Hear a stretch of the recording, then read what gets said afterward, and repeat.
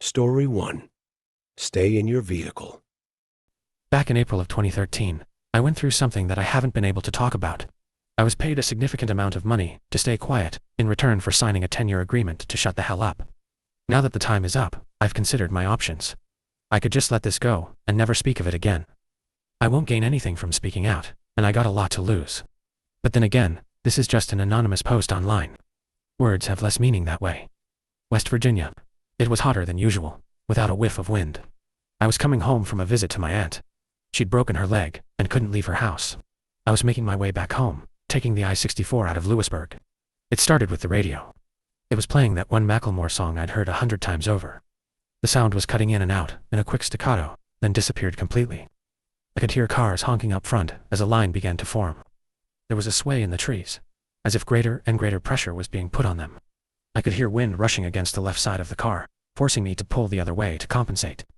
I closed the sunroof as a dust cloud blew past, staining the windshield. Then, a rumble. It sounded like thunder, but from the ground, like a groaning bellow, growing louder and clearer by the second. As it reached its peak, I could see trees toppling over. A small Kia got pushed off balance and swerved off the road. As the sound died down, the road devolved into chaos. Some were desperately changing lanes, others were stepping on the brakes. I got my door scraped as the car behind me sped past. The radio was playing an automated message. A local emergency alert, referred to as a geological event. We were asked to turn off all air conditioning, slow down, and divert to the nearest exit.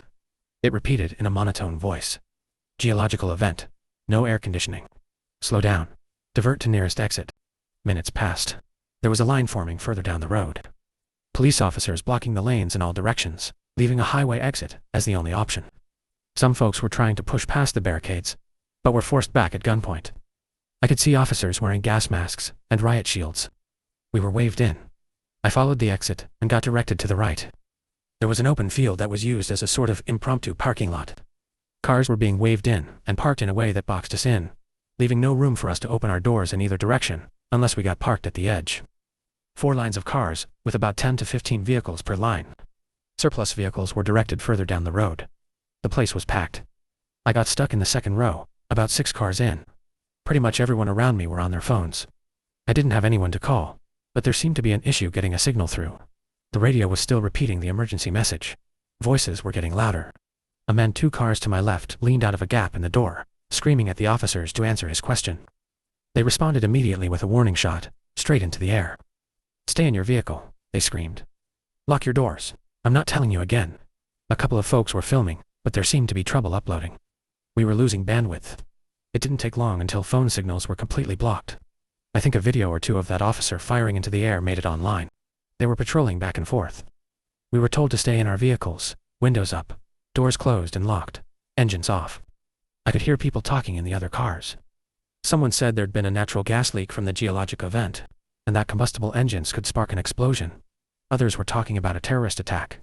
There were no answers, and the officers weren't eager to talk. After about an hour, things were getting ugly. People were hungry, thirsty, and restless. One officer stepped up on the front cars, handing out water bottles, crackers, and processed cheese slices. He had to step from one car to another, denting the hoods with his steel-tipped shoes. They were also handing out thick black plastic hygiene bags for people who needed to relieve themselves. Use M-Seal, M-Drop M, out the door, then lock up and wait. I'd crawled into the back seat, pulled down my cap, and tried to relax. I'd been playing some games on my phone, but the battery was running low. I wanted to save some, so I settled for having a nap instead. The sweat was stinging my eyes, not because of how warm it was, but because of how nervous I was.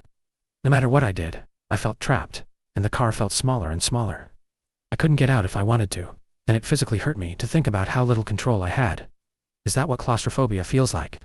A couple of officers were discussing something by the front line. One of them had a white cotton glove on, which he used to wipe off the hood of one of the front cars. The glove was taken off and put into a bag, which in turn was sealed with a hot air gun. I was getting the impression that our cars had been covered in something. I wasn't the only one considering it. There were 2 college kids in the car to my left, and they were discussing it too. "Anthrax," one of them said. "Gotta be." "Nah, gold dust," the other chuckled. "They don't want to share." "You know what?" the first groaned. "I honest to God, hope you're right." "You're not, but I hope you are." "Fuck you." I joined in the conversation shortly after. I offered another explanation. Something combustible.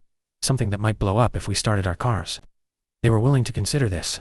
The car behind me couldn't hear us, but the driver held up a notebook with the text. If we do know what it's going to be, aliens. I couldn't tell if they were serious, but they weren't laughing about it. A man in his 50s, and what looked like his daughter. There were a couple of other folks in the other cars. A man in a black shirt, sort of looked like a preacher without a collar. 2 middle-aged women, with a kid in the back seat. A fat man blaring Johnny Cash from his stereo. A couple with a teenage son, who couldn't stop drumming on the windows. We'd been stuck for about 2, maybe 2.5 hours, when a truck rolled in. One of those with a large water tank. It was unmarked, looked civilian. As it rolled in, they were calling out on the megaphone. "We'll be hosing your vehicles down," they said.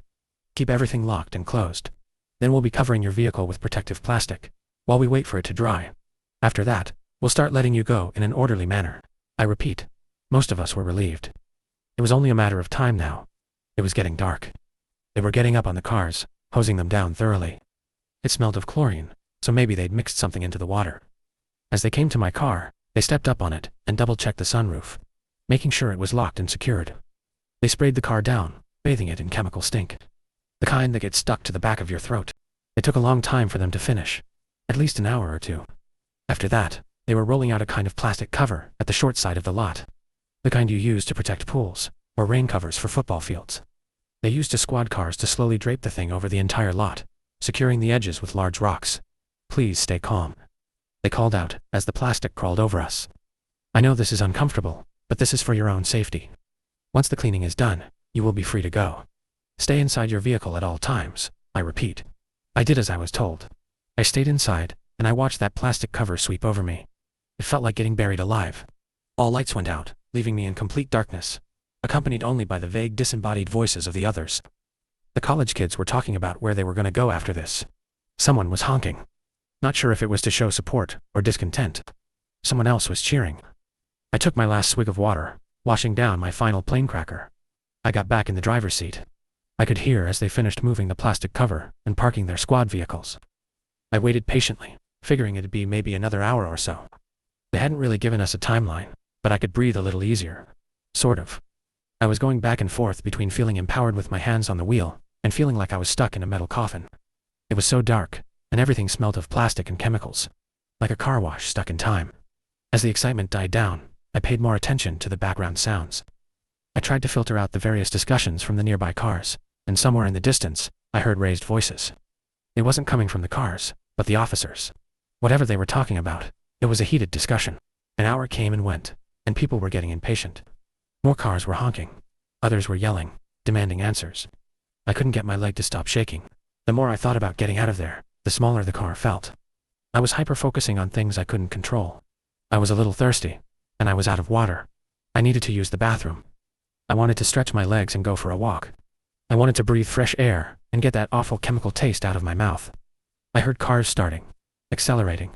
The truck was moving, somewhere off to the side. "We need you to stay in your vehicle." A voice screamed over the megaphone. "Do not leave, for any reason. Stay in your vehicle." Cars speeding off. Not many, but a couple. Then, quiet. The officers left us there. Everyone was quiet. A couple of folks had opened up their phones, using them as flashlights to look from car to car. Looking out at the sea of vehicles, all of us trapped under that dark cover, I could see a handful of lights cut off by sharp silhouettes. I couldn't make out who was who in the dark. It was all just people. Anonymous. I heard a gasp somewhere in the back. There was a metallic clunk, like when the officers climbed atop our cars to get us our water. There was a careful cheer, as some folks figured they were taking off the plastic cover. But that wasn't it. Instead, there were more footsteps. The cheers slowly died down, as more and more footsteps pattered across our cars. I stopped counting after a dozen. The silhouettes in the other cars were still. We all held our breaths, waiting for an answer to show itself. What the hell was going on? What was that sound? Somewhere off to my right, I heard a voice. "Who's up there?" It sounded like an older man. I'd seen a pickup truck that way earlier. Almost as a response, the footsteps stopped. There was a faint clicking sound, like someone snapping their tongue against the roof of their mouth. Click, click. And from further away, a click in response. From somewhere to my left, another couple clicks. Then, a cascade of clicks. Dozens, maybe hundreds. There was an awful metallic noise coming from my right. Then, breaking glass. A scream, cut short, followed by several irregular taps of the car horn. One of the silhouettes in the distance turned into a blur as something passed through the windshield, cutting through the plastic cover. Somewhere in the front row, the roof of a car was cut wide open. Someone was pulled up out of their seat. 2 cars back from where I was, there was more glass breaking. It sounded like a wild animal got in. I could see a weak hint of red spattered against the passenger side windows. I wasn't getting any air. I could feel my heart beating through my chest as my arms started shaking. My hands were cramped around the steering wheel, and I felt sweat dripping down my shoulders. I couldn't control it. I didn't even see what was going on, but these sounds, these screams, they awakened something primal. This was danger, a threat. My body knew long before I did. The college kids in the other car were ducking down. One of them waved a hand at me, as if telling me to get down. I nodded. I scrambled into the back seat. I couldn't see where I was putting my hands or my feet. Everything is different in the dark. As I tumbled my way over, my foot accidentally tapped the car horn. It was a quick tap, a fraction of a second. But to me, it was the loudest sound in the world. I was lying on my stomach in the back seat, and within seconds, something heavy climbed onto the hood of my car. I could feel the car buckling. It was much heavier than the man who'd passed out water bottles. I held my hands in front of my mouth to stop the panting, but I just ended up snorting up sweat instead.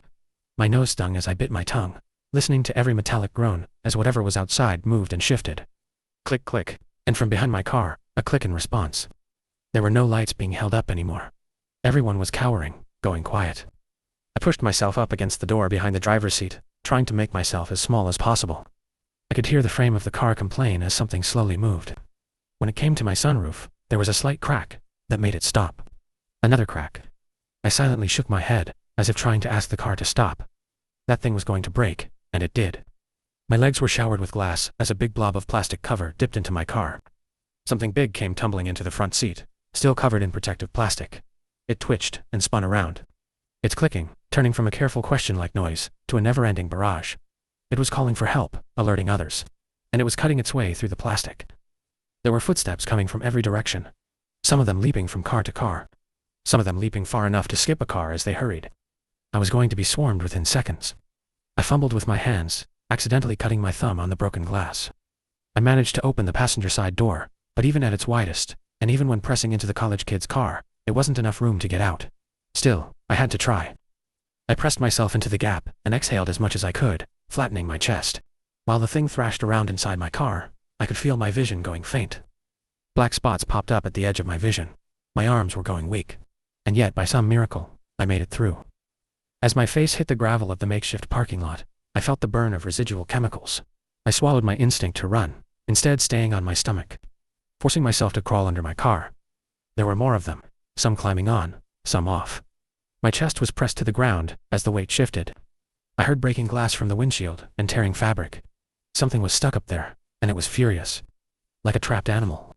I could hear the college kids mumbling to one another, trying to stay calm. One assuring the other that all they had to do was stay low, stay quiet, and wait. Then, something slammed into the passenger side door. The one I'd crawled out of. The door was pressed up against the neighboring car, then fell haphazardly to the ground, completely off the hinges. An ink-black, bird-like foot touched the ground right next to me. I've looked it up since. There were 3 toes forward, 1 toe backward. All clawed, anisodactyl feet, similar to that of many birds of prey. Except larger than a human foot, and with smooth, oil-slick skin. It must have been heavy, at least 400 pounds.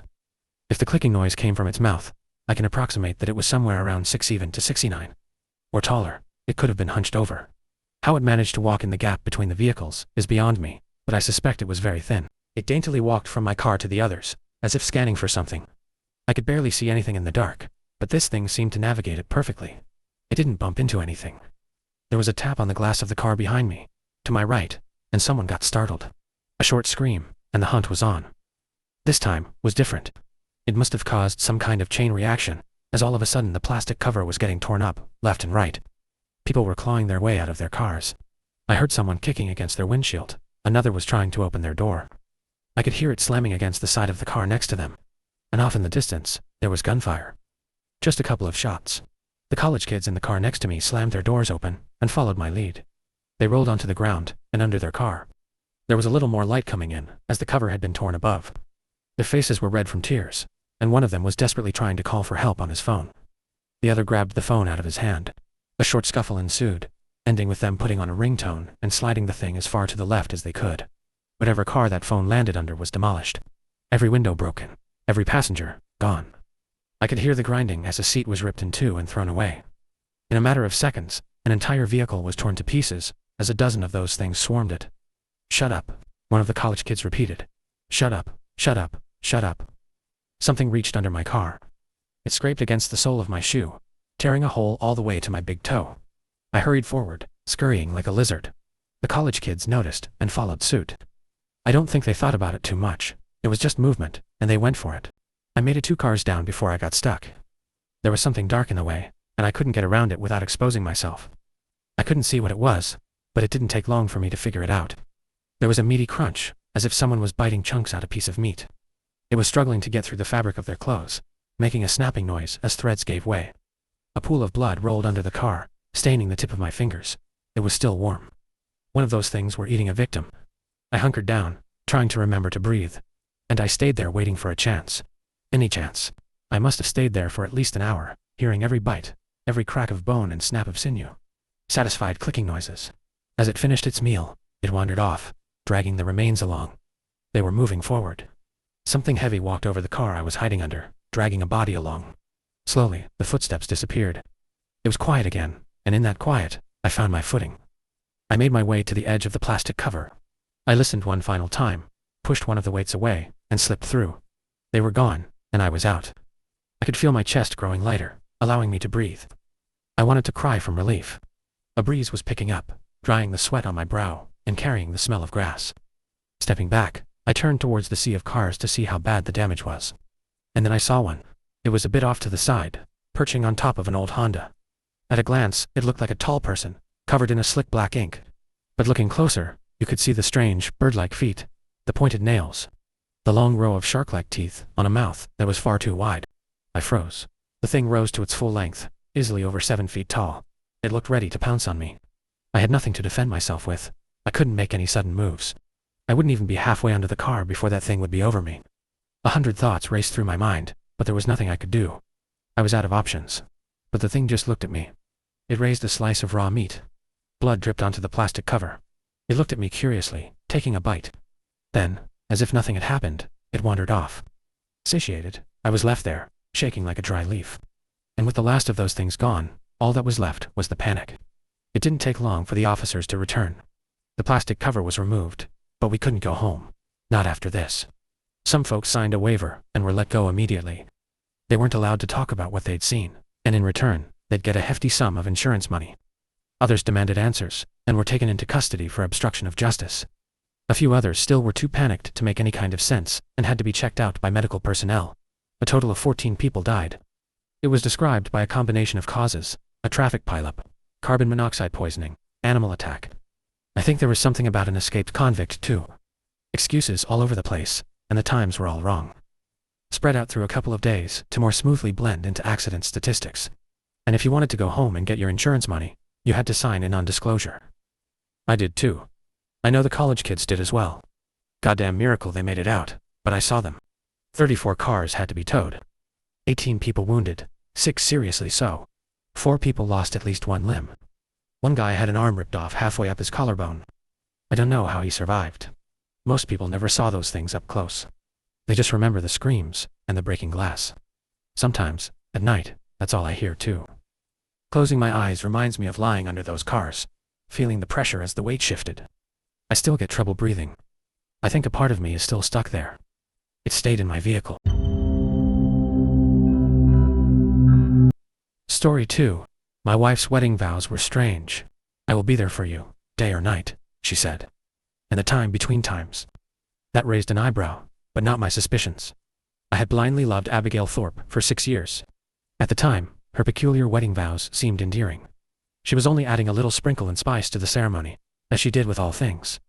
That was what I naively believed. Richer or poorer, in sickness and in health, Abigail continued. Glued or unglued.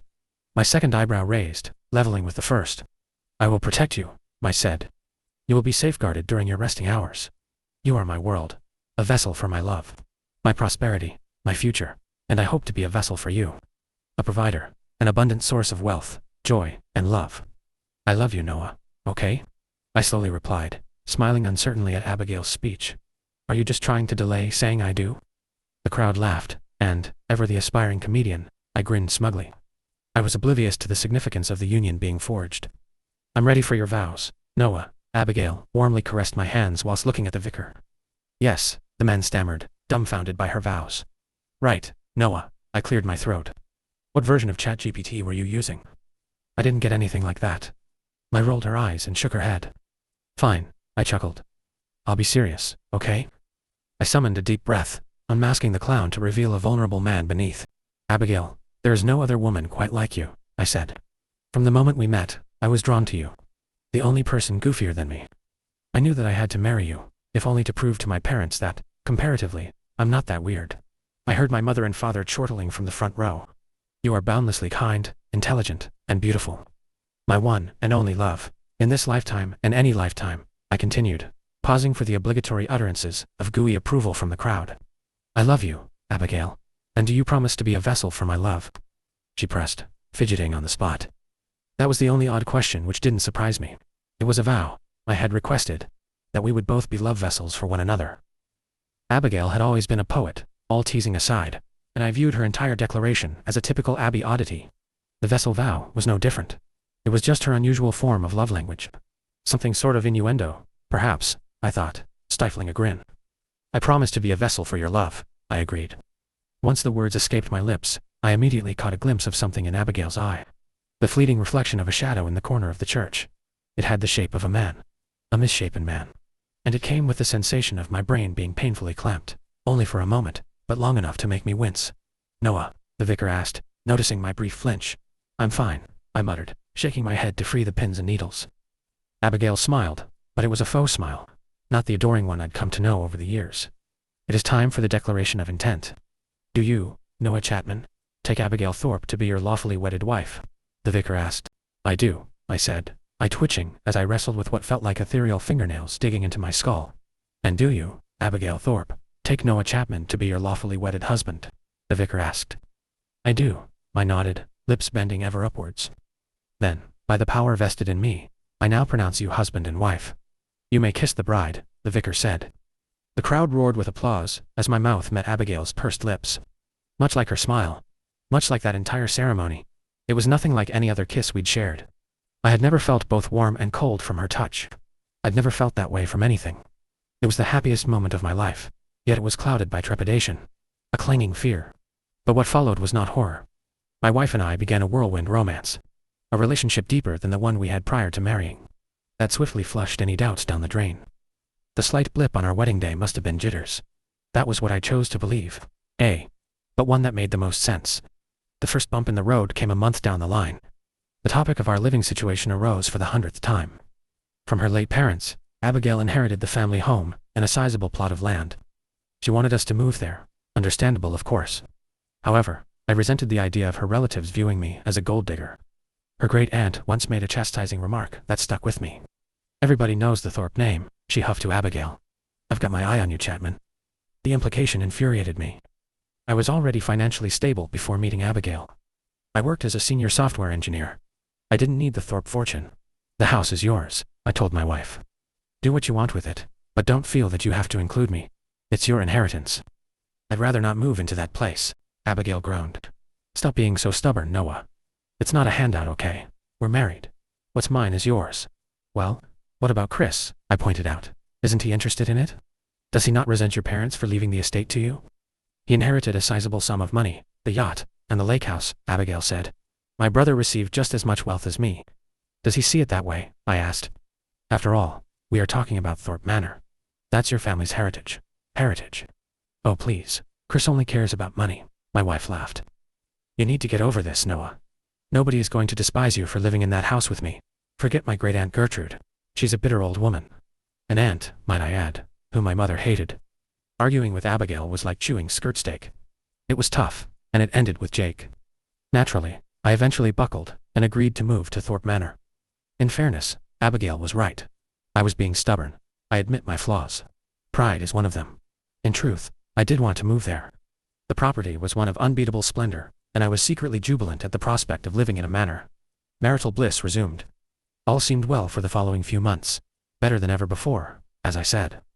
I forgot all about the argument and the strangeness of our wedding day. And then came the migraines. Much like the day of the ceremony, electric shocks filled my head, brain zaps.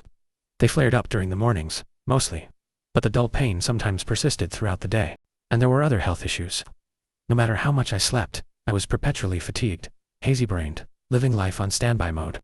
It felt as if I were lugging a plumper brain around, to the detriment of my thinking ability. And that was strange, as I'd never been the type to feel excessively tired. I was a night owl. But, suddenly, I seemed unable to stay awake past 10 in the evening, and nothing noticeable in my lifestyle had changed. "Are you okay, sweetie?" Abigail asked. I sighed heavily. I feel tired," my wife finished. "Lie down for a little while, honey. I'll cook dinner tonight." "No," I said I'd do it. "Don't you have to prepare for that presentation in the morning?" I asked. But Abigail shushed me, and I thanked her, giving her a tight squeeze. Then, I waddled dozzily to the Manor's spacious lounge, picking one of the 3 sofas to rest my weary, weighty head. I slumped onto a cushion, and my body tumbled immediately into the land of Nod. But my dreams were feverish. The eccentric, surreal nightmares of a body running on fumes. When the body viciously reboots itself, after countless sleepless nights, the mind runs wild. And this wasn't my first fever dream since moving to the Manor. Just as it wasn't the first time I'd seen the man in the corner of my sleep-fueled visions. The man with gray eyes and no other features on his face.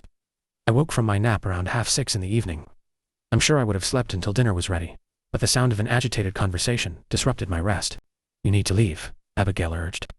"It's far too early for you to be." "He's asleep," a man's familiar voice interrupted. "Let's do it now. I'm growing impatient."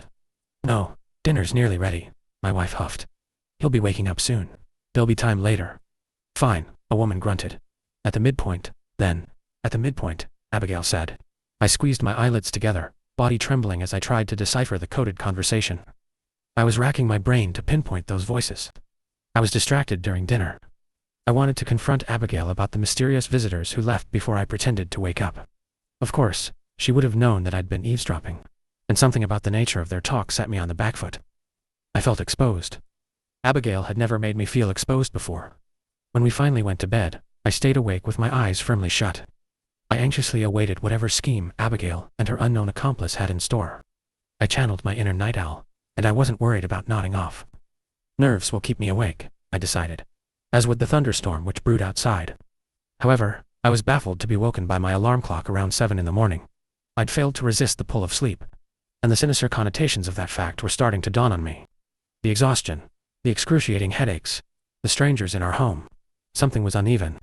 And, on this particular morning, there was something else. The legs of my joggers were dirty and sodden. Have I been sleepwalking outside? I wondered. I wasn't convinced, so I resisted the urge to mention anything to Abigail. It was all connected, somehow. My wife had something to do with it, and I devised a way to find answers. I would film myself, see whether I'd been getting up in the middle of the night, going for strolls, repeatedly bludgeoning my head, perhaps. There had to be a logical explanation for everything, even the conversation. You might have misinterpreted or misheard them, I suggested to myself. Or, better yet, it may have been a dream. With renewed confidence, I crossed my fingers that the video footage would clear up everything. After setting up the camera, I went to bed with giddiness in my gut. I longed to wake and finally have some answers. Unfortunately, the next day, there were no damp patches or grubby stains on my clothes. And the video recording revealed that I slept through the night. Over the following days, this continued to be the case. I was starting to lose faith until Chris came to stay. Much to my annoyance, Abigail's drunken brother, upon arriving at our manor, collapsed on the sofa. He won a sizable sum of money from gambling and immediately splurged it on a 2-day bender. It wasn't the first time that he'd earned and blown wealth. Is this going to be a recurring thing? I sighed. My wife shrugged. He's an addict, Noah. We have to support him. He's working on it. Maybe he's also a sociopath, I said. And he never has to account for his actions. Abigail pouted. Look, he's still my brother. Besides, he actually came here to clear his head. Right, I nodded disbelievingly, rubbing my own pounding forehead. Speaking of which, the migraines are back. I'm going to bed. Okay, sweetie, my wife said, planting a kiss on my sore brow. Good night. The next morning, I awoke to that familiar feeling of disorientation. And, for the first time, I was glad about it. I knew exactly what it meant. I rushed to my computer, uploaded the footage from the hidden camera, and fast-forwarded through the events of the prior night. What the fuck, I began. At midnight, Abigail's eyes opened fully. She lay on her back, as stiff as a plank, as if she'd never really been asleep. As if she were hardly human, for that matter. My wife rose like a machine, and her stiff limbs carried her to the bedroom door. When she opened it, Chris entered. It's time. Is he ready? my brother-in-law asked. Abigail nodded. Good, the man replied, before clearing his throat. At the midpoint, you unglue. In a blur of motion, too fast to track, something awful happened. My body split in two. Abigail and Chris watched silently as my sleepwalking form rose from the bed, unbinding itself from the black, shadowy shape of a body left on the bed. My real-life jaw fell. I watched as my wife and brother-in-law walked out of the room, followed by my zombified body, and left behind, there was only a black spectral form atop the bed. A shadow that had my vague shape. It was a vibrating energy, with my outline rigidly frozen in place. Hyperventilating, mind crippled by existential dread, I shivered in front of the computer screen, watching an unmoving recording of some terrifying spirit.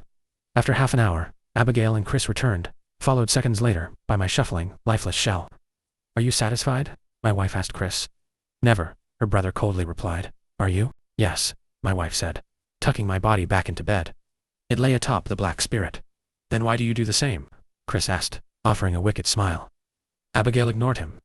I am a vessel for your love, you glue. With those words, the dark specter reunited with my body. Skin absorbed the blackened form. A second later, after rebinding, my recorded self started snoozing soundly. I love him, my wife said. You love what he can give you, my brother-in-law taunted. Good night, Abby. After her brother left the room, Abigail stood in silence for several minutes. She stared at the wall, panting heavily. I don't know what she felt. Rage, sadness, frustration. All I know is that her breathing suddenly slowed, until she looked entirely peaceful, serene, and then her head cracked to the side, facing the filming camera. Fuck, I cried, falling off the desk chair. And, as I climbed to my feet, my eyes were drawn to the shape in the office's doorway. Abigail was home. I've been waiting for you to wake up, she sighed. Noah, I can explain. What the fuck, Abigail, I screamed. What the fucking fuck? I didn't know how to tell. I'm leaving, I cried, charging towards the stranger in the doorway. Day or night, heed your vow, she whispered. In a surge of excruciating agony, I felt my body tear in two. And by the time I realized that, I was left staring at my own physical form. It stood before me like a statue. I was a disembodied spirit, enduring a terrifying outer-body experience. Don't worry, Abigail said, leaving my frozen spirit behind, as she led my physical shell out of the room. I'll fix you. As my wife and my body exited the office, the colors of reality swirled around me, and I stumbled into a liminal landscape of brimstone and hellfire. Strangely, I recognized it. Something stirred in my memory bank. I'd been to that place before. Numerous times. Every time the Thorpes split my soul from its vessel. And when I woke, I forgot. I was left with nothing but a pounding head and questions. I decided that time would be different. Hello, I called. I wandered through the arid abyss, tentatively peering around rocky mounds and sidestepping trickling streams of fire, lava, or whatever otherworldly substance blazed in that wasteland. The sky above was black, but it was not filled with stars. It was an infinite emptiness. Not a sky at all. Not anything. After what could have been an hour or a minute of wandering through nothingness, I eventually abandoned my mission and resigned myself to Abigail's fate. With a deep sigh, I turned my head and prepared to head back. My feet failed me. Following at a distance of no more than 10 yards was a looming, gangly figure. A man with limbs like those of a human, but there was nothing about him that was from our world. He was built of loose, peeling flesh, revealing mounds of black, beating mush beneath the surface of his skin. And, as a flare of otherworldly lava lit the air, it illuminated patches of fur on his body. Much like the man of my nightmares, he bore 2 gray eyes and no other features on his terrifying face. He returned to the place between Noah Chapman, the being lowly noted, speaking from all directions. I shuddered, stumbling backwards. Yet again, you have forgotten my face, he said, tilting his horrid head to the side and eagerly viewing me. Perhaps, if I wear your lovely skin, you might recognize me. The creature took a silent step towards me, and I wondered whether it had been soundlessly pursuing me for the entire time I'd been in its ungodly land. Terrified of the impossibility before me, I stepped backwards, but the being was nimble.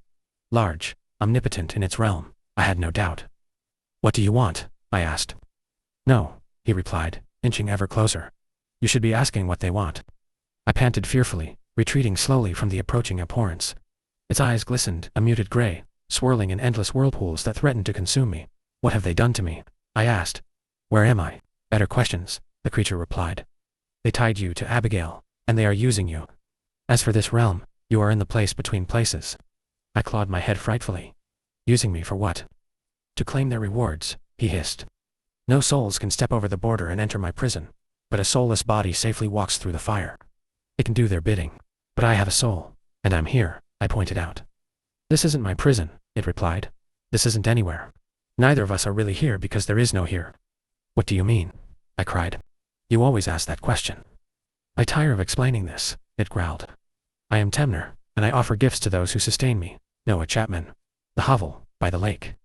That is the place in which I have dwelled for 50 rounds of the sun. The Thorpes imprisoned me, and now they feed me. You are my feast. You made a deal with the Thorpes, I asked. I must survive, Temner answered. I cannot live in a cage. The Thorpes bring me your soulless body. They unglue your spirit from it, bringing me an empty husk. A shell through which I can walk the mortal world for a half-hour at the midpoint. In return, I give them whatever they desire. 1 gift, per visit. You've possessed me, I whispered. People cannot be possessed, Noah Chapman Temner explained. You are not your body. I gasped fearfully, and an unthinkable question spilled out of my mouth. Would you make a deal with me? The terrifying being finally stopped taking strides towards me. He surveyed me with great interest, crinkling his featureless face in a way that almost had the appearance of a direful smile. You have never asked that before, Noah Chapman, it replied. What manner of deal? I want, I stammered, searching for the words. I want freedom from the Thorpes. Freedom from you. This place. All of it. And in return, it asked. If not your body, I require something else. I gulped. I don't have the stomach to sacrifice another human to you. Even a cruel one, Oakwood, Temner said. I paused. Oakwood, yes, it continued. The Thorpes denied my request. I do not need much, just a taste. Why? I cautiously asked. It will unbind me from my prison, Temner said. And they do not wish to unbind me. They need me. Endlessly, again and again. For all of their selfish desires. I won't imprison you, I replied. I only need one thing from you. We need the same thing, it seems, Temner noted. Freedom, such sickly poetry. I am curious, however. Why haven't you ever fetched Oakwood for yourself? I asked. You've used my body as a vessel to leave your hovel on numerous occasions. I am bound by rules, the being hissed. Do we have a deal, Noah Chapman? Yes. Won't I forget this? I asked. As we speak, Abigail's taking my body to the lake. Yes, Temner said. I sense her nearing. I shall have to leave this purgatory. And, as she always does, she will ask that I make you forget. Will you bring me the Oakwood if I lie? I shuddered and nodded. By the midpoint, it continued. I nodded again. Very well, Temner growled. I will ensure that you remember. I screamed as my soul was swept away by a swirl of blackness, in which the horrifying entity merged with its surroundings. After an eternal plummet, I felt grounded, physical, real, and I realized that the blackness was, in fact, the inside of my eyelids. When I opened them, my soul had returned to its body. I was back in the real world. Lying in bed, in the real time, not the one between. Good morning, a peppy voice called, startling me. I turned to face the ensuite door, and my wife was beaming at me with a toothbrush in her mouth. She asked Temner to wipe my mind, and I had to play along with that notion. It took tremendous willpower, but I smiled. Morning, I croakily replied. Well, afternoon actually. My wife chuckled. How's your head feeling? Better, now you've slept it off. Strangely, I did feel better. I wondered whether Temner's induced amnesia had been giving me the migraines. I also realized that it was the same day. Hours had passed, but Abigail was simply pretending nothing had happened. And when I looked to the hiding spot on a nearby shelf, I noticed my camera wasn't there. She asked him to make me forget about filming myself too, I realized. What do you want to do today? Abigail asked. It's the weekend, at long last. Yeah, well, firstly, I'm going to take my morning walk, I quickly responded. My wife frowned slightly, but her face quickly eased, and she nodded. Fortunately, I did like to stroll around the property every morning, so there was nothing out of the ordinary about that. What had clearly aroused suspicion was the fact that my voice had been filled with such urgency. Before Abigail had the opportunity to piece anything together, I was already out of the house, and I beelined straight for the car. I knew of a nearby road, lined with oak trees, and all Temner needed was a sliver of wood. The smallest amount, and he would be free. I would be free. And as I pulled down the driveway, I took a quick glance in my rearview mirror. Abigail was standing on the front steps. Shit, I whispered, flooring the pedal. She knew I was lying. She could read my face, and I knew that she was smart enough to figure out what that meant. But it was fine. I got away. In fact, I shouldn't ever return, I thought. She can't have my body if I run. She can.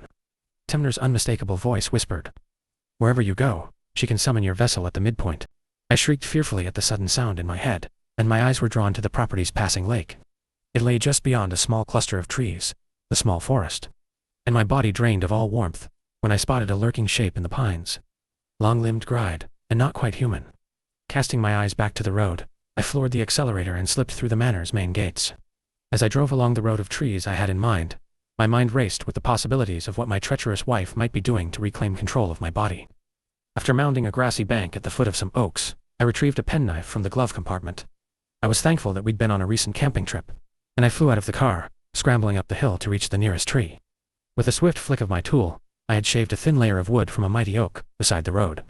I did not hesitate to jump back into the car and head home. When I returned, however, the atmosphere of the manor felt different. I trundled tentatively through the main gates, and dreaded what I might find at the lake. Abigail and Chris, armed to the teeth, ready to massacre me on the spot. But finding nothing was worse. I didn't know what my wife might be planning. I drove onto the grass, heading towards the trees, which formed a barrier between the property and the lake. That was when I saw them, 4 figures, standing in a small clearing before the water. Is that Mr. and Mrs. Thorpe? I wondered. How on earth the matriarch and patriarch of the family had returned to life, I did not know. They were watching my car hesitantly approach. They're going to take you, Temner, whispered in my mind. Petrified, I felt the yank of my body splitting from my soul, and I brought the car to a halt.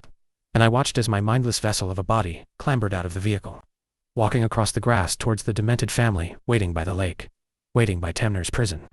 Reality swirled once more, throwing me into the place between places.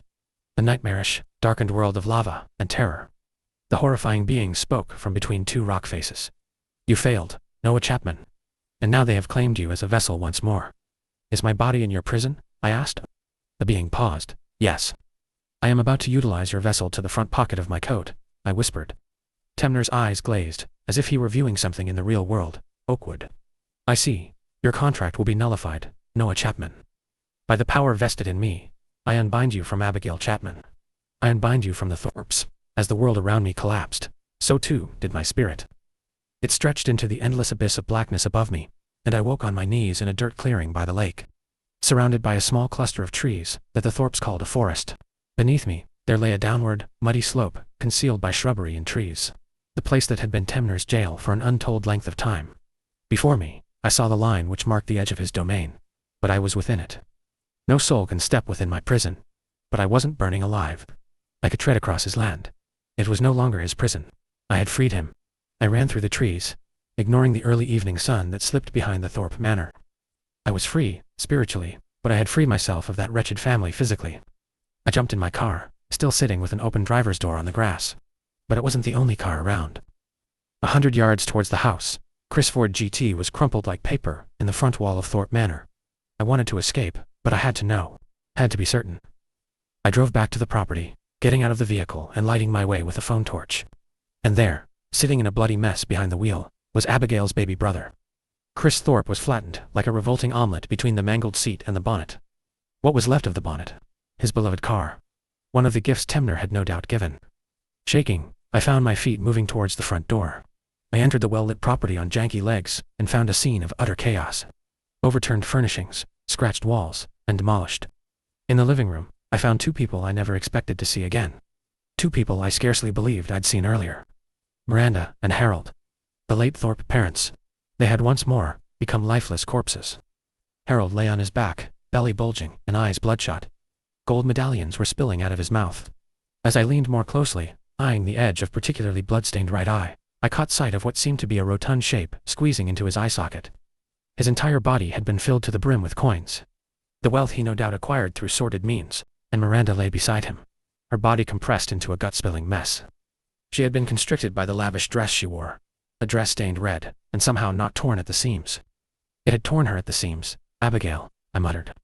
She was the real reason I returned. In spite of the horror she and her family had inflicted upon me, I still loved the woman.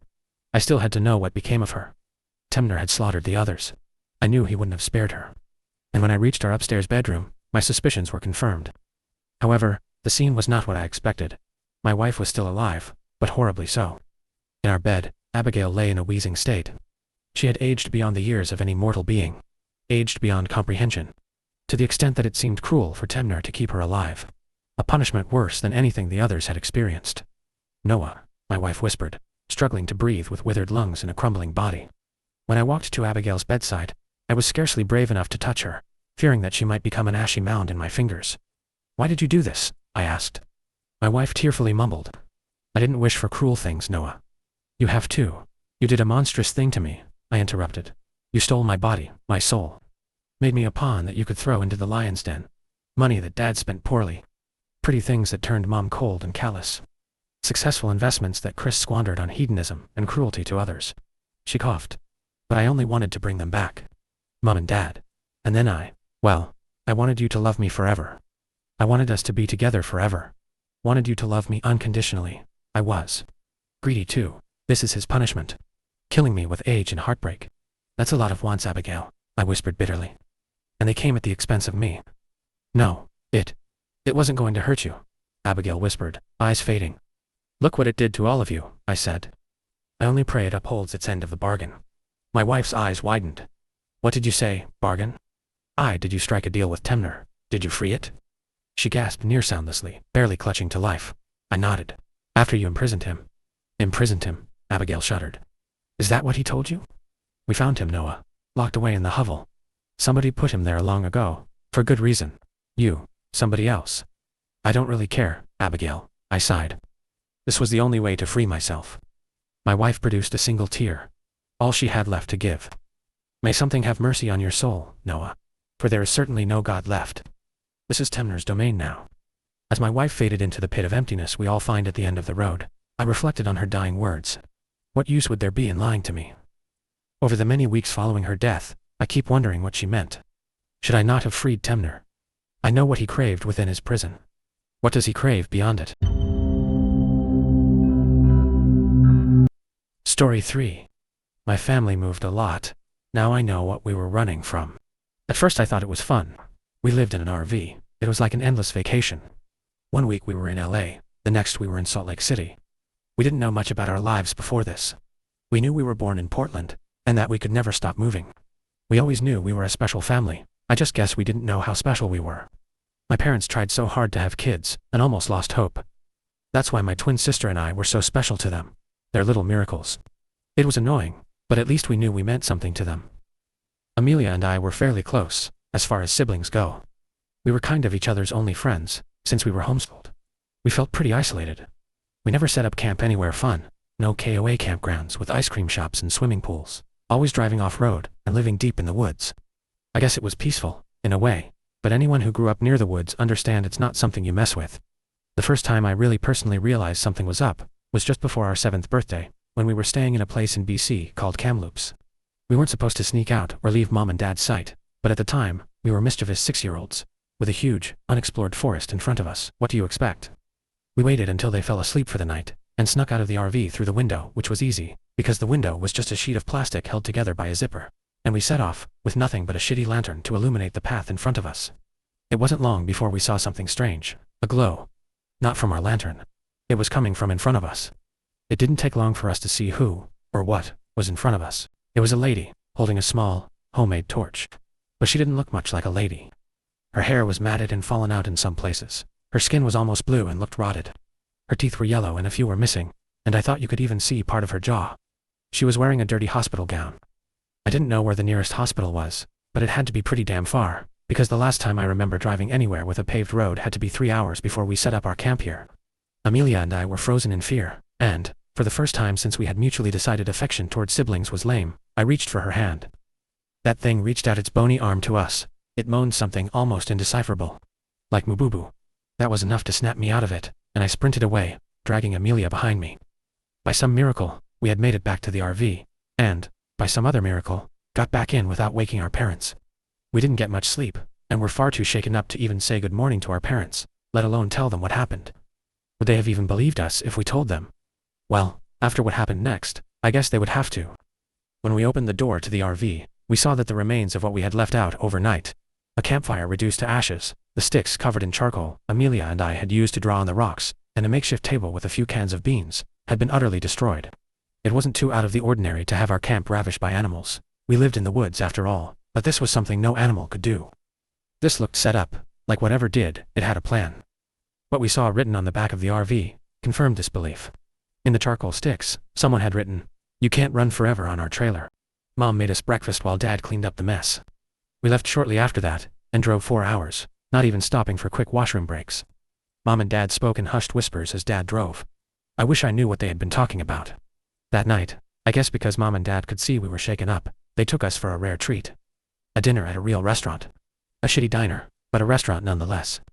It was empty there, which was why my parents liked it, as they hated crowds. I was over the moon. A root beer float and a greasy cheeseburger was anything a 6-year-old boy could dream of. Which was why I was so upset when Mom and Dad made us leave the second someone else came in. It was just an old trucker. I didn't get the big deal. While we were in the RV, Amelia asked why we had to leave while I sulked in my bunk, a glorified shelf. Mom sighed. I suppose you two are almost 7. That's old enough to know. Well, Zachary, Amelia, the reason we had to leave is because we're scared of losing you. Do you remember what happened when you were 4? I had no idea. My memory was never good, but Amelia claimed to remember.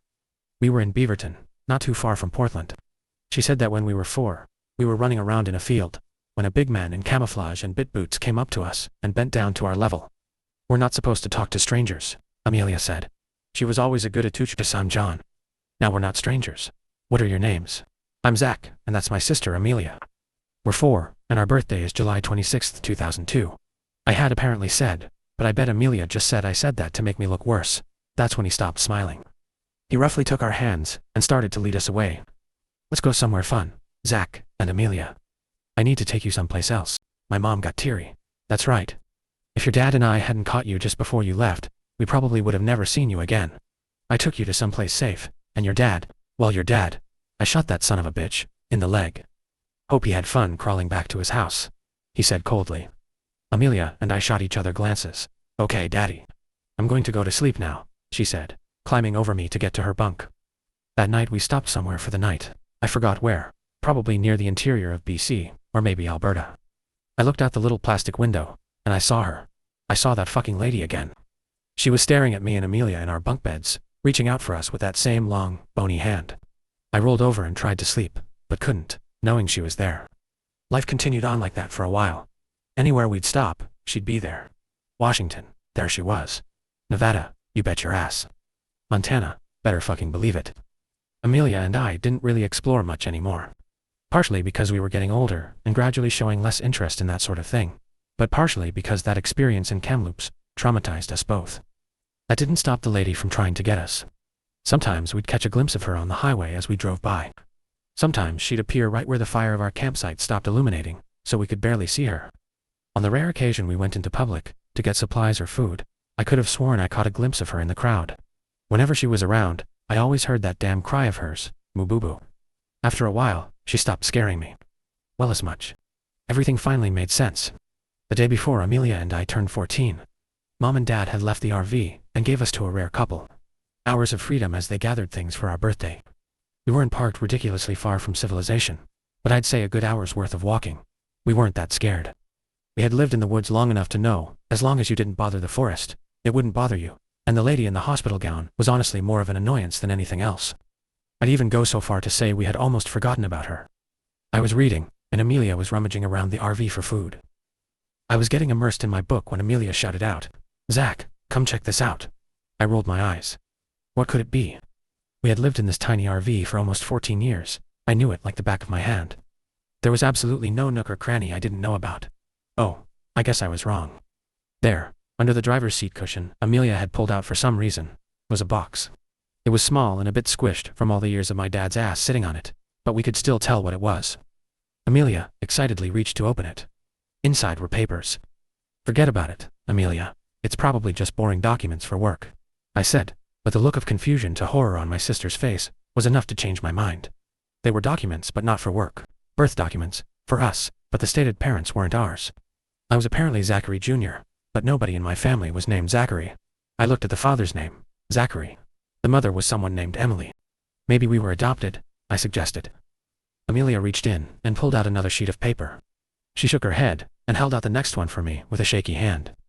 Infants missing from Portland Hospital, July 27th, 2002. Twins. Zachary Christopher Clark Jr. and Amelia Emily Clark. Ongoing search. Anyone with information is to report it to the police immediately. Clark. Christopher, those weren't our names. Our last name was Brown. And our parents certainly weren't Zachary and Emily. They were Jenny and Kevin. I had a feeling things were going to get worse. I was right, as Amelia pulled out the third and second to last paper. Portland mother of 2, murdered in hospital. Emily Clark, 27, had recently given birth to twins, now missing. when she was smothered to death in her own hospital bed. Police drawing of suspects. We looked at the police drawing. It was obviously not a complete match, but they were basically the only other two faces we had seen our entire lives. Mom and Dad. CCTV footage shows the two suspects leaving the hospital through a back door with the two infants. Search is ongoing. If spotted, do not approach these individuals. Alert the authorities immediately. We were silent as Amelia shakily grabbed the last piece of paper. This was from 2006. We were 4. After an Oregon man allegedly spotted the missing kids and was attacked by the perpetrators. A glimpse of hope is seen in this 4-year-long cold case. Father and husband of the victims, Zachary Clark, shares this message. To my babies, I have no idea where you two are, but I will never let go of hope that one day, I will see your beautiful faces again. You may not even know who I am, but that doesn't change anything. Until we meet again, Daddy loves you. We couldn't even say anything. What do you even say to that? We just stood in silence for a while. Then, we heard a banging on the RV. We jumped and looked outside. It was the lady in the hospital gown, closer than ever.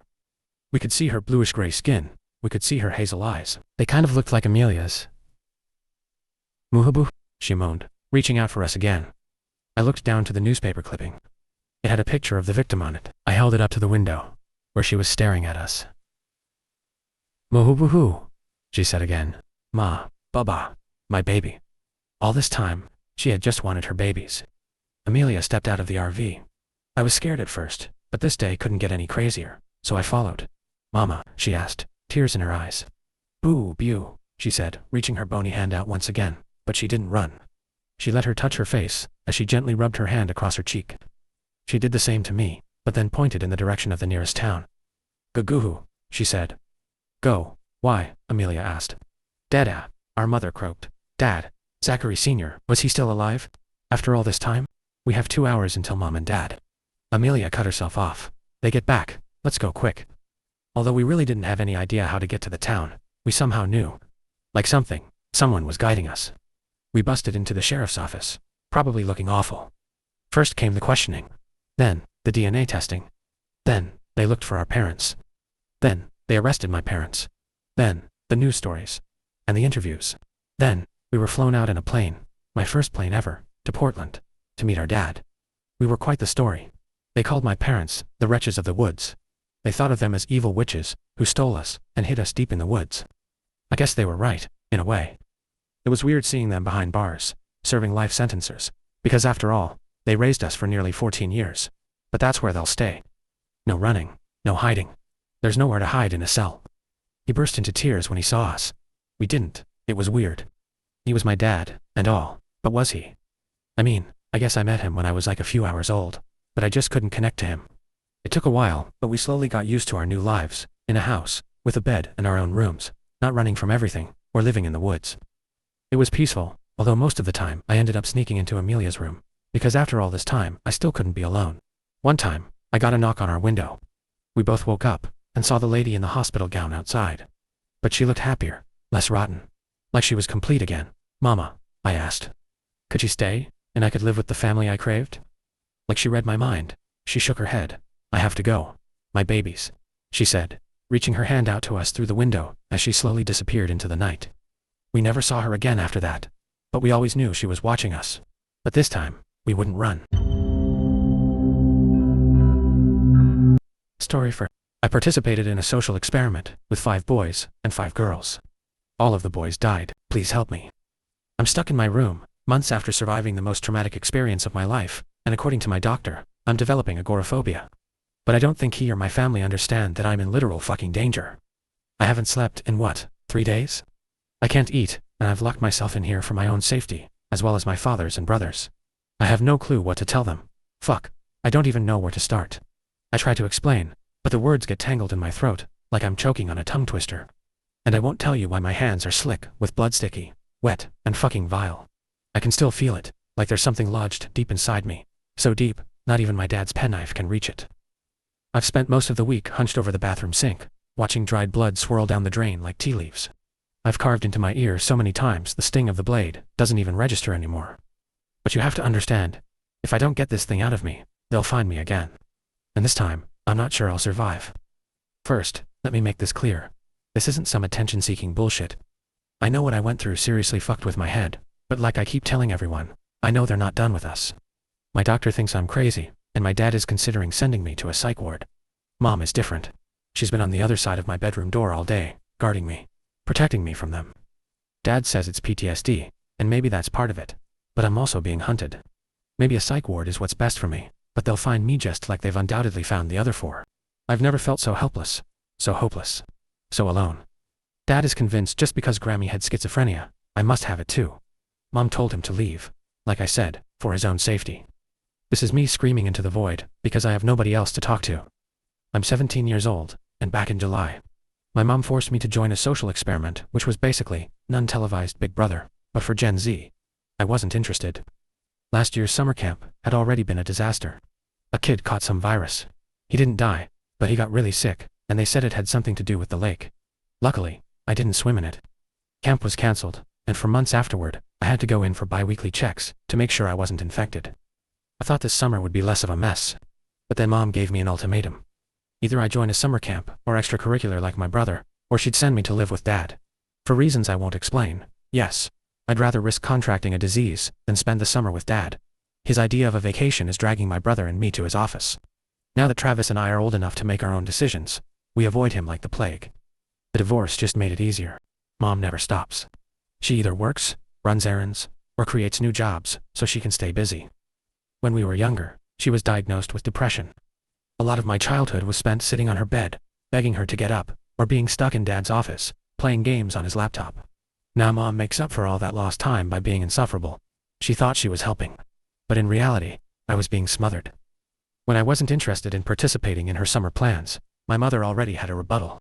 Looming over me, blonde wisps of hair falling in overshadowed eyes, and wrapped up like a marshmallow, Mom resembled my personal angel of death. Just read it, she sighed, refilling my juice. The flyer looked semi-professional.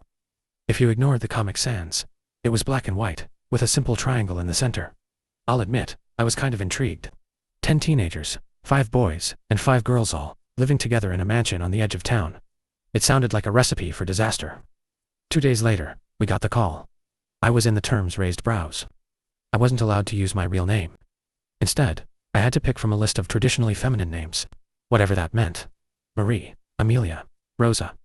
Mom doesn't understand the meaning of no, so I found myself stuck in the passenger seat of her fancy car as she drove me to the preliminary testing center. The tests were supposed to assess our mental and physical health to make sure we were fit for the experiment. The building loomed ahead, a cold, sterile structure of mirrored glass. No welcome signs, no color. Just a desolate parking lot and checkerboard windows reflecting the afternoon sun. Yeps, exactly how I wanted to spend my summer. Being probed inside a dystopian hellhole. Seeing the testing center was the moment my feeble reluctance, but going along with it anyway, because why not, turned into full-blown panic once I caught sight of those soulless symmetrical windows staring down at me. With my gut twisting and turning, I begged Mom to let me go to the disease-ridden summer camp instead. Or better yet, let me stay inside. There was nothing wrong with rotting in bed all day. I'm not going, I said, refusing to shift from my seat. Mom sighed impatiently, glancing at her phone. My consultation was at 1:30, and it was 1:29. Tessa, Mom said with a sigh. I'm not supposed to tell you this, it's against the rules, but... She rolled her eyes. Call it quid pro quo if you want. I knew what was coming. The same threat every summer. If you don't do what I say, you can go live with your father. I avoided making eye contact with her. I'm not living with Dad. Mom cleared her throat. This isn't just a social experiment, Tessa. It's a test of endurance. The team that stays in the house the longest wins a prize. She paused, playing with her fingers in her lap. $1 million. I nearly fell out of my seat. $1 million, I choked out. Are you serious? Parents aren't supposed to tell the participants. Mom shushed me like they could hear us. It's to avoid coercion. The experiment is supposed to be natural participation, and a genuine intention to take part. Mom's lip twitched, but I know you wouldn't participate, unless there was money involved. Mom sighed. Is this the wrong time to say you remind me of your father? She was sneaking panicked looks at me, but I was already thinking about how $1 million would get me through college without a dime from Dad, who was using my college fund to drag me on vacations. I snapped out of it when Mom not so gently nudged me with a chuckle. Between the 5 of you, she reminded me. But still, it's a lot of money, Amelia. Amelia. So, she was already calling me by my subject name. Totally normal. Before I knew it, I was sitting in a clinically white room with several other kids. No windows, just a single sliding glass door. There were 3 rows of plastic chairs, with 4 occupied. 2 girls on my left, 2 boys on my right, all bathed in painfully bright lights. I could only see their torsos. A guard collected my phone, a towering woman resembling Ms. Trunchbull, right down to the 2 tight knotted hair and military uniform. I barely made it 3 strides before she was stuffing a white box under my nose, for iPhones already inside. I dropped my phone in, only for her to pull it back and thrust it back in my face. "Turn it off," she spat. I obeyed, my hands growing clammy. I was referred to as Amelia and told to sit in my assigned seat. I could barely see the other participants, that painful light bleeding around their faces, obstructing their identities. It took me a while to realize it was intentional. These people really did not want us to see or speak to each other. I did manage through a lot of painful squinting to make out one boy had shaggy sandy hair, while the other, a redhead, wore Ray-Bans. The girls were a ponytail brunette and a wispy blonde. Time passed, and the guards blocking the doorway made me uneasy. The blonde girl kept shifting in her seat, asking to use the bathroom. I just saw her as a confusing golden blur. When they told her no, she kept standing up and making her way over to the door, before being escorted back. The red-headed boy was counting ceiling tiles. Through that intense light bathing him, I could see his head was tipped back. I could hear him muttering numbers to himself, and immediately losing his place. When he reached 4,987, he groaned, slumping in his seat. When my gaze lingered on the blonde for too long, the guard snapped at me. "Amelia, that's your first warning." The kids around me chuckled, which pissed her off even more. "If you break the rules again, you'll be asked to leave." Her voice dropped into a growl when the boys' chuckles turned into full-blown giggles. I tried to hold in my own laughter, but something about being trapped with no phones or parents and forced into a room with literally nothing to entertain us turned us all into kindergartners again, which was refreshing. I think at some point I turned to smile at the blonde, only to be fucking blinded by that almost angelic light. I noticed the guard's knuckles whitened around her iPad. Her patience was thinning with every spluttered giggle, and honestly, that only made it harder not to laugh. "Heads down," she ordered. The spluttered laughing was starting to get to her. I don't know what it was about her authoritative tone, but we obeyed almost instantly, ducking our heads like falling dominoes. In 3 strides she loomed over us, the stink of hair gel and shoe polish creeping into my nose and throat. I didn't dare look up, but when one of the boys coughed, I knew I wasn't the only one overwhelmed by the smell. This woman's simple knotted ponytail was not worth that much hair gel. She paced up and down our little line, and I watched her boots thud, thud, thud across the floor. When she stopped in front of me, the smell grew toxic, my eyes smarting in, my eyes started to water. "If you make any more noise, you will be asked to leave."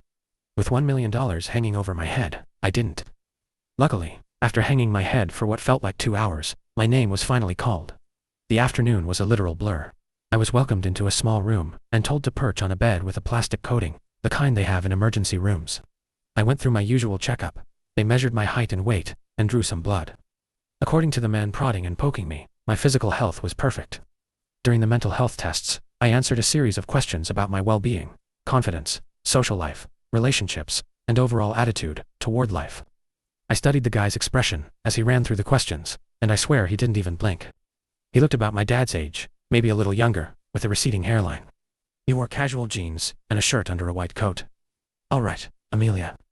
Your preliminary tests are looking promising so far," he said, standing and offering me a kind, if slightly suspicious, smile. It looked almost mocking. "You're probably not going to like this part, but I can assure you this is simply to protect subject confidentiality." He nodded reassuringly. I tried to smile back, but I was definitely grimacing. He turned his back and rummaged through a drawer, pulling out a scary-looking shot. I hated needles. My gaze was already glued to the door, calculating how to dive off the bed without looking childish.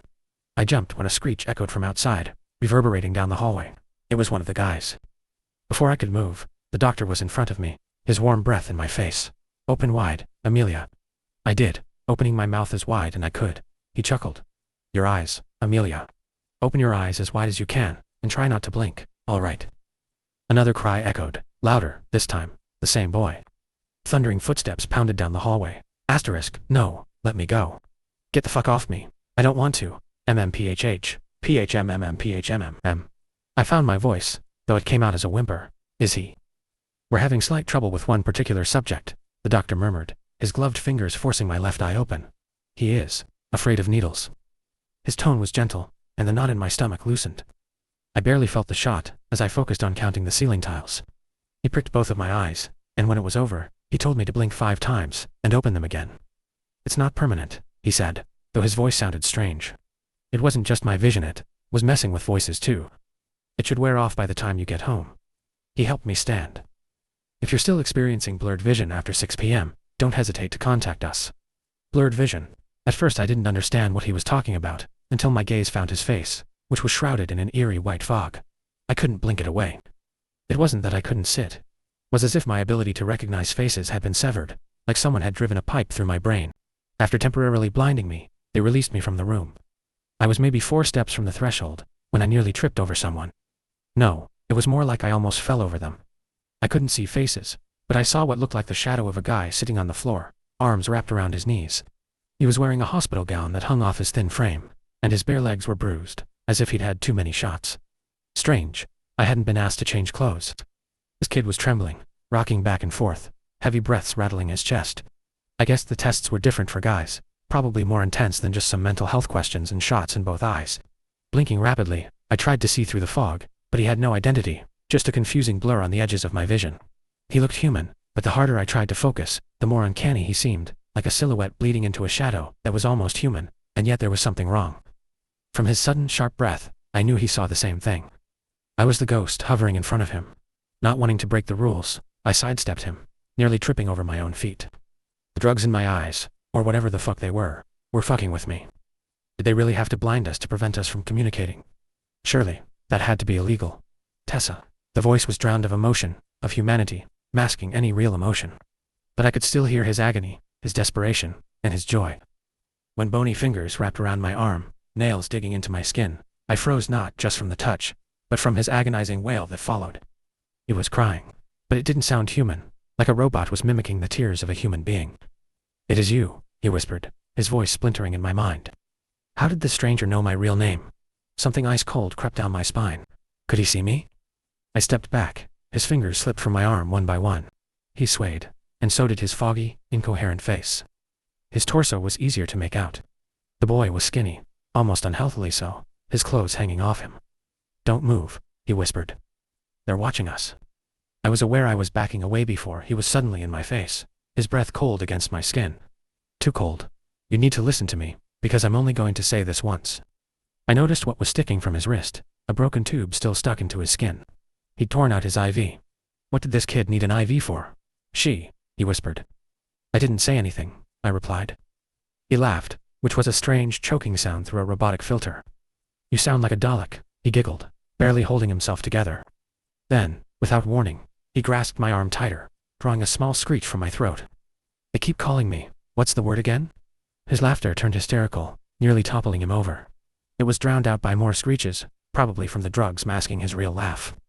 He leaned closer, forcing me against the wall, breath hissing in quick bursts. "You know," he laughed. His blurry form swayed to the left, then the right, sweat-soaked curls sticking to his forehead. "Grr," he growled, breaking into another giggle. "That's what they keep calling me."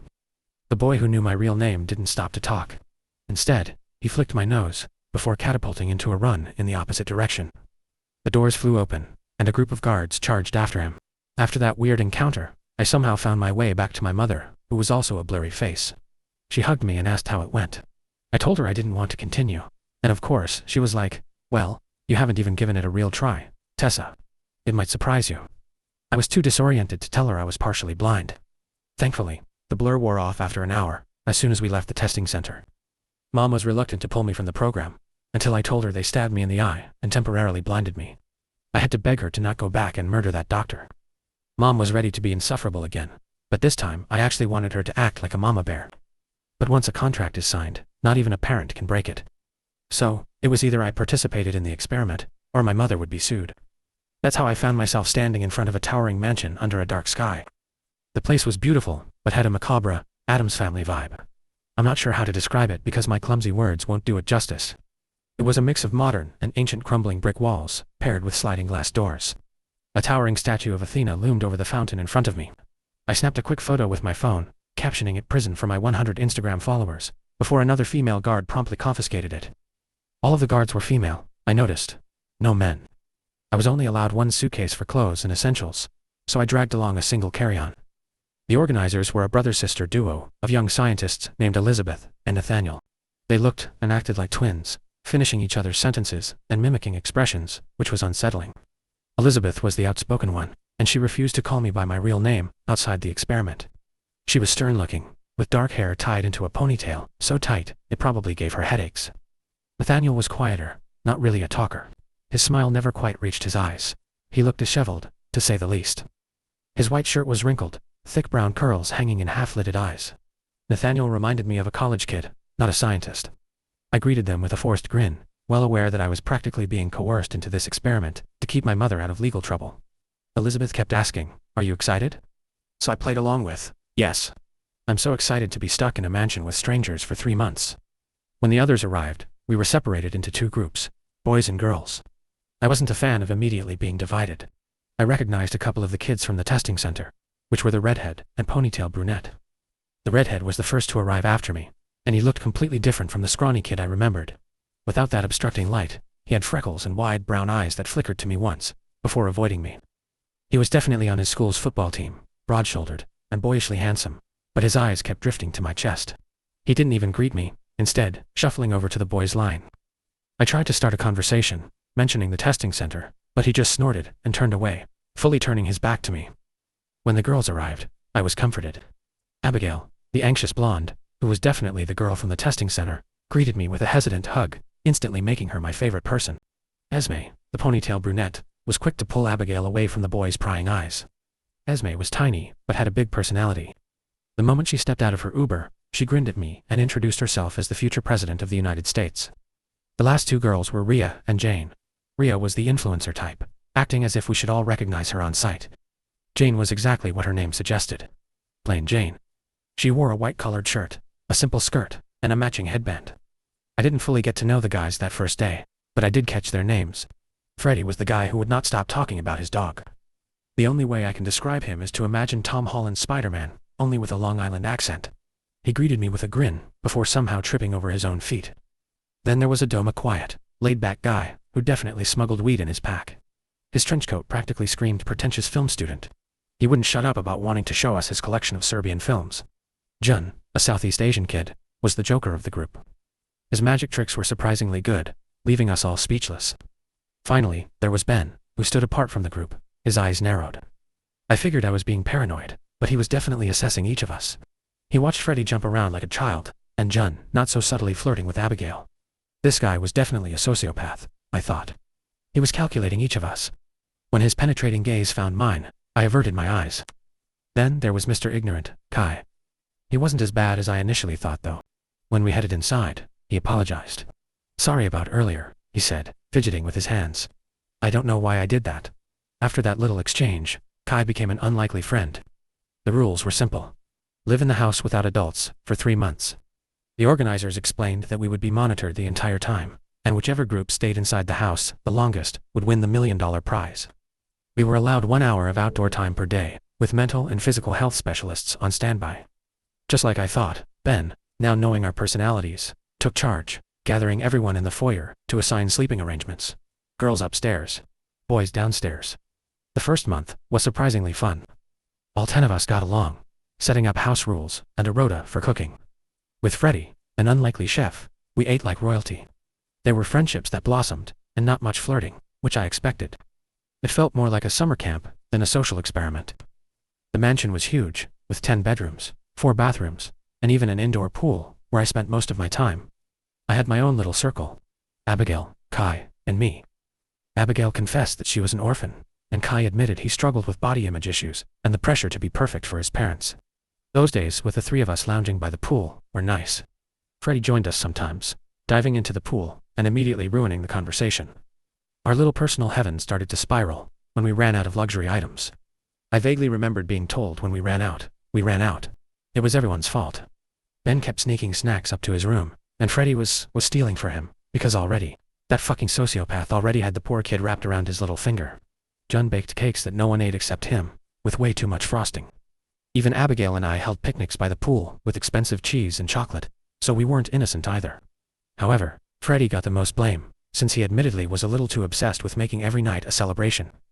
Ben started yelling at him, but it was Ben who insisted on making a luxury, 10-cheese pasta, a week earlier. When the essentials became our only food, we tried to ration them. Jun helped Freddy portion meals, and Abigail and I started noting down every food item. I concluded that as long as stuck to our rations, we could live comfortably for the duration of the experiment. Then the boys threw a midnight party. They blew through nearly a week's worth of food in one night. I dragged a disheveled Kai out of Ben's room, which stunk of urine, and demanded to know why they'd done it. He just laughed, spit in my face, and shouted, "Who wants to mattress surf?" That was the start of the divide. Esme called a house meeting and proposed a truce with Ben, the boys' leader. We agreed to split the food equally, and Esme even drew a yellow line on the staircase, making the divide official. Boys were downstairs, and girls were upstairs. I tried to talk to Kai, standing on opposite sides of the yellow line, but he just stared at me with a dead-eyed grin. He wasn't listening to me, bursting out into childish giggles when I tried to talk to him. It was like talking to a fucking toddler. When I shoved him, he snapped, "Uptight bitch." Kai's behavior became increasingly more erratic. He emptied the inside pool. How? I have no fucking idea. So I couldn't go for a swim. Then he declared it the boys' pool, and no girls were allowed. Freddy, who had turned into this cowardly freak, became the boys' messenger. He passed me a message from Kai, asking me to meet him in the foyer at 3 a.m. I actually believed it, until Esme calmly dragged me away, telling me there were 5 boys covered in war paint and armed with eggs. By the second month, everything fell apart. The boys ran out of food and started stealing ours. They became more akin to animals, aggressive and unpredictable, destroying everything in their path. They stopped showering and washing their clothes, moving in a pack formation. Freddy, who once seemed sweet, grew violent when Abigail refused to hang out with him. He screamed in her face, before throwing food at her, food that we needed. Adam and Ben ruled the boys' side of the house like kings, sending Freddy running around like a pathetic fucking messenger pigeon. He was so obsessed with being accepted by the boys. This kid had become their lapdog. When I tried to pull him to our side, he started shrieking like an animal, and to my confusion, Jun came and dragged him away, hissing at us in warning. Esme was too kind for her own good. She offered to give them a small selection of essential food items, in exchange for them stopping destroying the house. They agreed, and we gave them 6 loaves of bread, a single pack of cookies, and an 8-pack of water. They used the water to soak us in our sleep, despite having access to tap water. I wasn't expecting Kai to pay me a visit the night after their hazing ritual. He pulled me from my bed, muffling my cries, and dragged me into the downstairs bathroom. I was ready to scream bloody murder, but then I saw the slow trickling streak of red pooling down his temple. Kai held a finger to his lips, motioning for me to stay silent. He got close, far too close for comfort, backing me into the wall. His lips grazed my ear, before he let out a spluttered sob. "There's something wrong with me," Kai whispered. "I keep blacking out, and what I do doesn't make sense. I keep trying to apologize to you, and I don't understand what's gotten into us, but I—" He stepped back, dragging his nails down his face, stabbing them into his temple. "I can feel it," he said, his voice fracturing as he pressed harder against his temple, his lips curling into a maniacal grin. "There's something in my head, and it's right fucking there. I can't get it out of my head." Kai slammed his head into the mirror, but his expression stayed stoic. He didn't even blink.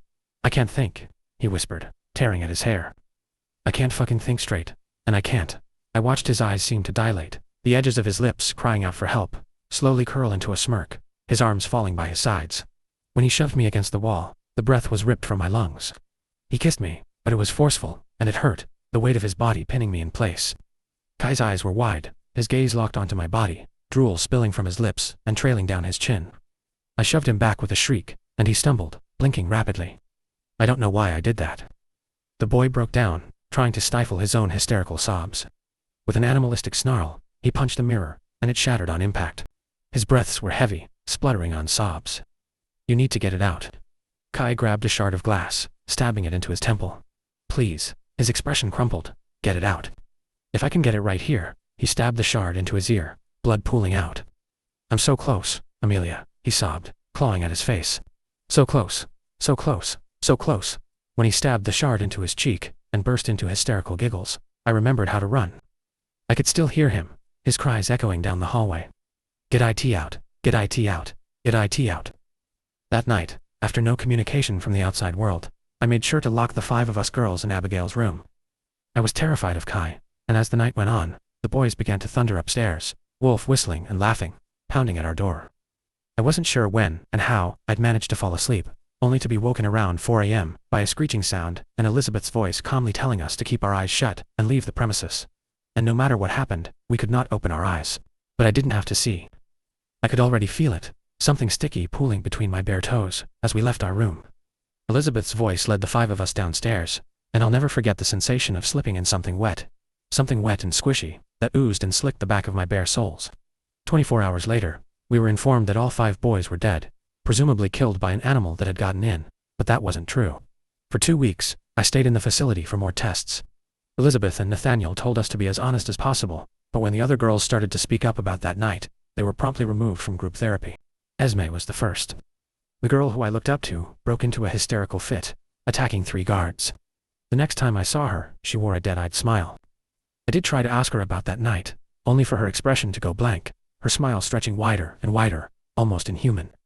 I didn't even realize she'd lunged at me, until Esme was straddling me, her hands around my throat. Something wet hit my cheek. Drool. Esme was drooling. I stayed quiet and pretended to take medication I was prescribed for trauma, spitting them down the drain. I didn't tell the people in white prodding me that I lost myself, lost time, and for a dizzying moment, lost complete control. The people in white tell me I awoke at the sound of the alarm, but that wasn't true. I just remember rage that was agonizing, tearing through me like poison. I remember awakening to animal-like screeching. I was curled up inside a sterile white room, my knees to my chest, sitting on a plastic chair. I felt perfectly clean, and yet Kai's blood was dried under my fingernails, slick on my cheeks, and dripping from my lashes. He was all over me, staining me, painting my clothes to my flesh. His entrails were bunched in my fists, entwined between my scarlet fingers. Rage, what he had done to me, played like a stuck record in my head. I was half aware of my fingers scratching at the plastic of the chair. I could hear the other girls screeching, ripping the boys apart, and the stink of flesh, the sweet aroma of blood thick in the air, made my mouth water. I was on the edge of my seat, spitting out fleshy pieces of Kai's brain stuck between my teeth. I think I'm going crazy. His voice startled me, and I lifted my head, finding myself staring into 3 monitors playing footage from inside the mansion. There he was on the screen, balancing on a chair in front of a camera. His voice was slurred, his eyes dilated. I think Kai punched himself in the face, until his nose exploded, until he was picking at tiny metal splinters stuck to his lips and chin. There's something in my head, he wailed. The footage switched, this time, to the testing center. There I stood, paralyzed, blinking rapidly at the ghostly figure I couldn't see, and standing in front of me was a boy, Tessa. His smile was wide, dreamlike. He could see me. It is you.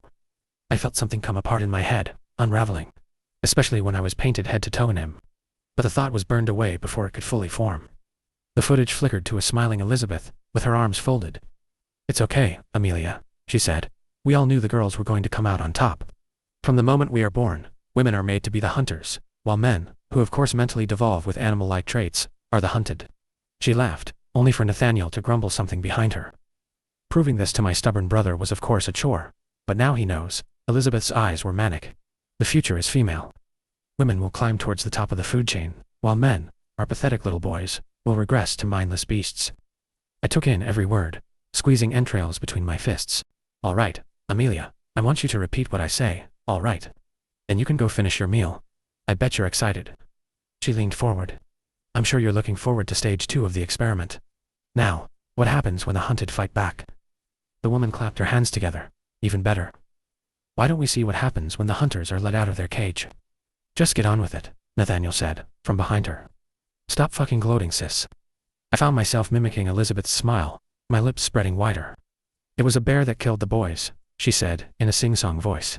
I copied her, the words rolling off my tongue perfectly. It was a bear. When the sliding glass door opened, releasing me back into the house, Freddie stumbled past me. Like clockwork, the girls surrounded him in a pack. Abigail was the first to lunge, leaping onto his back, with a feral snarl. Esme followed, and then Jane. I don't remember much past that moment, but I do remember Freddie's blood sticking to my skin, ingrained and entangled inside me. Elizabeth's voice in my head said it was good. Pieces keep coming back to me, drenched in red. I see each of the boys that were torn apart. I see their terrified faces, and I ask myself why my brain won't let me mourn them. Instead, when I think of what was left of Ben's head caught between Esme's teeth, I only think of an unfiltered, writhing pleasure that creeps up my spine and twists in my gut, bleeding inside my brain. Why did my brain like it? The day I was released from the testing facility, I forgot my bag. Mom told me to go back and get it, and I did, though not before peeking into the room on my left, where I had been staying. Unlike my room, which had a bed and wardrobe, this one held a glass cage. Inside, a boy curled up like a cat, dressed in clinical white shorts and t-shirts. Something was stuck under his arm, just below his shirt sleeve. It looked like a needle, no doubt pumping him full of something. I took a single step over the threshold, a mistake. The instant I moved, he sensed me, diving to his feet and slamming himself headfirst into the glass. It took me a moment to fully drink this boy in. His eyes were inhuman, milky white filling his iris. There was no sparkle of awareness, all human features replaced with something feral, like I was looking at a rabid dog. When I found myself moving closer, something pulling me towards him, his lips curled back in a vicious snarl, sharp, elongated fangs, ready to rip me apart. Strangely, I wasn't scared. Instead, my body took over. In 3 strides, I stood with my face pressed against the glass. Something was familiar about him, but I couldn't put my finger on what it was. Like a version of me that was suppressed and pushed down, did remember him. The boy jumped back with a hiss, then leaned forward hesitantly to sniff the pain. Something inside me snapped, and I hissed back at him. His stink overwhelmed me, suddenly thick and raw. Threat. The feeling was foreign, and yet I couldn't say I hadn't felt it before. Before I could stop myself, my body was lunging into the glass, an animalistic screech tearing from my lips. I couldn't control it. Suddenly, hunger and thirst overwhelmed me. My gaze locked onto his throat, where I sensed a healthy pulse. The boy cocked his head slowly, studying me. He opened his mouth to speak, but his words were tangled and wrong, blended together. That snapped me out of it. He snapped his teeth one more time, as if warning me, before stepping back and resuming his position, curled into a ball. My logic returned in violent splutters. Whatever had taken over me faded. Hey, I tapped on the glass, and his head jerked, like an animal's ears twitching. He only offered me an annoyed snort, burying his head in his arms. I took notice of a name scrawled on the cage in permanent marker, *bear. I couldn't get him out of my mind. Kai said there was something inside his head. His erratic behavior, which led to him becoming more animal-like, was the caged boy the final stage. I wish I could tell you things got better when I got home. But on my first night back, I ate an entire pack of raw bacon. Then I attacked my father, nearly clawing his eyes out. I almost killed my brother. So now, I've locked myself in my room for their safety and my own.